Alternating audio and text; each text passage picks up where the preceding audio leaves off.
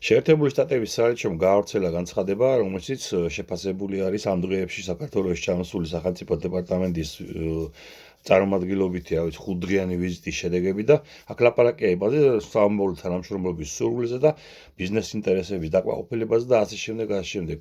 ეს არის ჩვეულებრივი დიპლომატიური ბლა-ბლა, რომლის უკანაც იმალება ძალიან მარტივი რაღაცეები და ქოცებმა ამაზე რო ატეხეს ერთი ვაივიში რომ ვლაგდებით ამერიკასთან, არაფერიც არ ვლაგდებით და ვერც დალაგდებით მარტივი მიზეზების გამო. შეერთებული შტატები არ შეიყვანს თავის ბიზნესი იქ, სადაც არის თავისუფალი სასამართლო, ანუ თქვენ მურუსიძის კლანი უნდა მოშალოთ ქოცებო, თუ გინდათ შეერთებული შტატებთან ურთიერთობა. აბა აზერბაიჯანთან თუ არისო დიქტატურაო და იმასთან თანამშრომლობს შეერთებული შტატებიო, კი ბატონო, აზერბაიჯანში შემდგარი დიქტატურა არის, იქ აღარ არსებობს არც ოპოზიცია, არც საპროტესტო მუხტი. საქართველოში კი არსებობს. აზერბაიჯანელები ირჩევენ ალიევს, მართლა ირჩევენ, იმიტომ რომ ეგეთები არიან. და ჩვენთან კიდე აქ ხედავთ რამხელა წინააღმდეგობა, ამას ვერ გადაახტება შეერთებული შტატები. ვერ გადაახტება სასამართლოს არარსებობას ქვეყანაში, ხო? მეორე მომენტი ანაკლის სპორტი. შეერთებული შტატების მთავარი გეოსტრატეგიული მოთხოვნა კავკასიის საქმეებში, იგივე ზანგეზურის ტელეფონთან დაკავშირებით, არის ანაკლის სპორტის ამერიკელი ინვესტორების ხელში გადასვლა. ანუ ამერიკული უნდა იყოს ანაკლის ღრმაწლოვანი პორტი.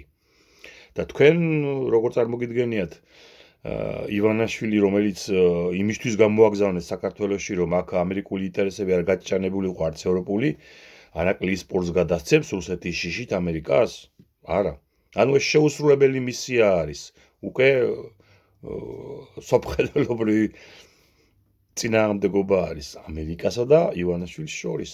და სხვათა შორის ეს ივანაშვილი დასანქცირებული არის ტრამპის მიერ.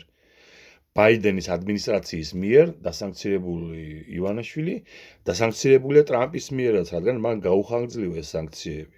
და იმ სანქციებში კი პირდაპირ წერია, რატომაც ასანქცირებს შეერთებული შტატების სახელმწიფო სახაზინო დეპარტამენტი, ანუ ფინანსთა სამინისტრო ივანაშვილს. რუსეთის სპეცსამსახურებთან ჭიდრო თანამშრომლობის გამო, ანუ აგენტიაო ივანაშვილიო, თქვა ბაიდენმა და თქვა ტრამპმაც. და ზაზ ჩათეიშვილი კვირა გამოშვებით გამოდის ივანიშვილის დავალებით და ტრამპს ეძახის დიპ სტეიტის მარიონეტს. და ახლა თქვენ როგორ წარმოგიდგენიათ ასეთი დალაგება ამერიკასთან? თუ ამერიკელები თქვენ გონიათ შეიზილავენ ამ ყველაფერს და ყურადღებას არ მიაქცევენ? არა.